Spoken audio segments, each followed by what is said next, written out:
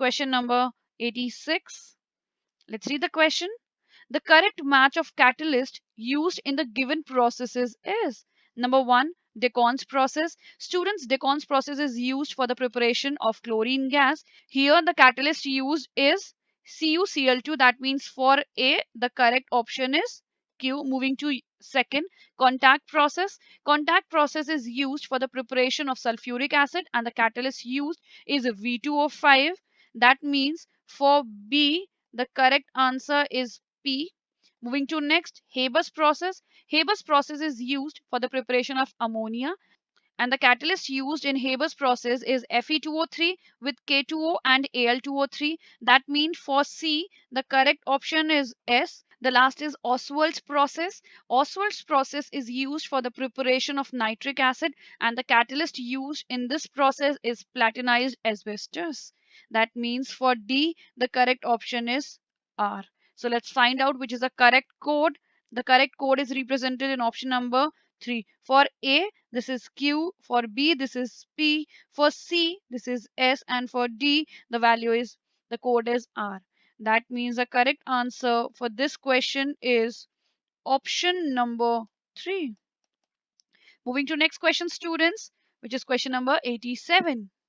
The correct order of melting point of hydrides of group 15 elements is. Student, for this question we need to know that due to the presence of hydrogen bonding, the melting point of ammonia is exceptionally high. I'm writing the order of melting point of hydrides of group 15. This is NH3 followed by SbH3 followed by AsH3, that is arsenic hydride, and the least boiling point is of pH3. That means the correct order is represented in option number 4. So the correct answer is option number 4. Moving to next question, students, which is question number 88. Let's read the question, students. Incorrect statement about dinitrogen is. Let's read the 4 statements given, students, and then we'll be able to identify that which is an incorrect statement. Let's start with 1. Due to high bond enthalpy of NN, it is considered inert at room temperature. Student, this is a correct statement. Moving to next. Pure N2 is prepared by thermal decomposition of sodium azide. Student, this is also a correct statement. We all know that on thermal decomposition of sodium azide, pure N2 gas is obtained. Moving to next, N2 gas has very low solubility in water. Student, this is also a correct statement. Moving to last, at higher temperature, it directly combines with all metals to form predominantly covalent nitrides. Student, this is an incorrect statement as at higher temperature with some metals, it predominantly forms ionic nitrides. For example, N2 gas with lithium form lithium nitride, which is ionic a compound, and also with magnesium it forms magnesium nitride, which is also an ionic compound. That means correct answer for this question is option number 4. Moving to next question, students, which is question number 89. Let's read it. Consider the following reaction sequence. Metal phosphide plus H2O gives A gaseous plus metal hydroxide.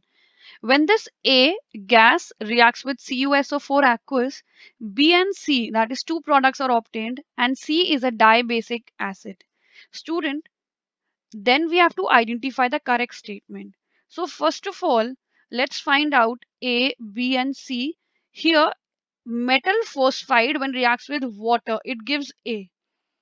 So the metal phosphide is calcium phosphide. When reacts with H2O, it forms PH3 gas. And metal hydroxide, that is CaOH whole twice.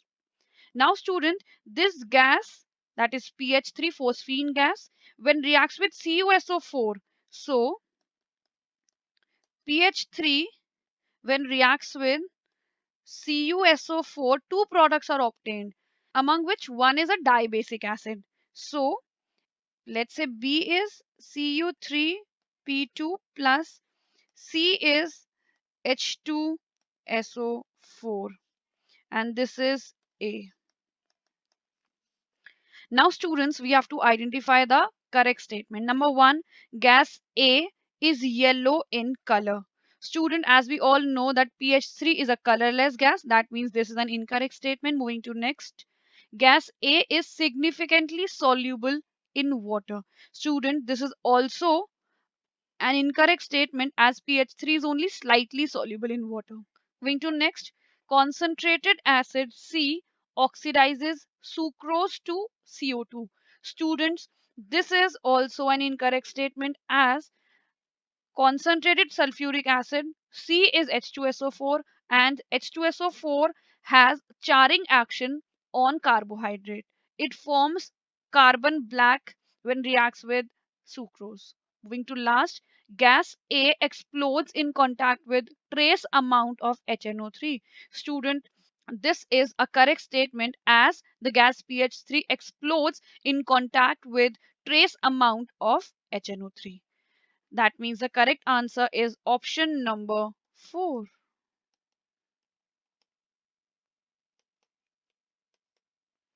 Students, in such questions, how to start is very difficult. And for that, you have to understand the statements given for A, B, and C.